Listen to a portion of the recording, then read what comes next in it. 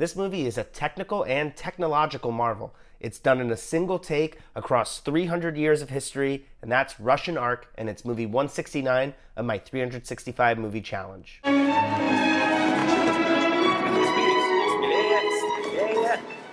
Вас очень хорошо получается. Послушайте, главное не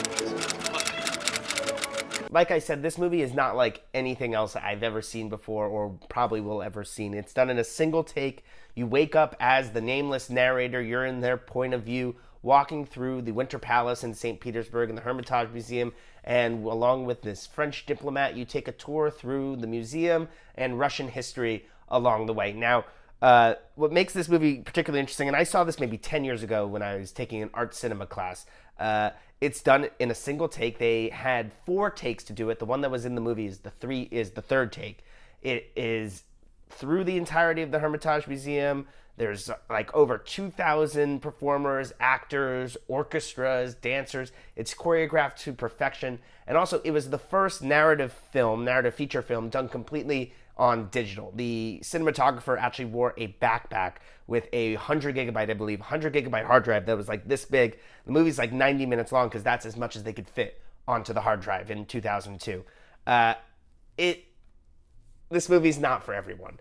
But if you are into sort of this meandering sort of the historical view, there's a lot of interesting things to take away from it. First of all, the sheer beauty of the film. It's in a beautiful location. The costumes are fantastic. The cinematography is fantastic. But then on top of that, it's sort of dwelling on this question of Russian history and what is Russia, particularly its relationship with Europe, as it explores the 300 years of Russian history where there was a determined effort from Peter the Great till Tsar Nicholas to be European, and then what comes after that. And what you see in here is the arc of that Russian history. And there's this question, as it's done in 2002, 2 years after Putin became president, what is the history of Russia? Obviously in the 20th century, not a particularly Russian turn, or European turn, excuse me, but it is sort of contemplating this question in the background as you go through this history of Russia.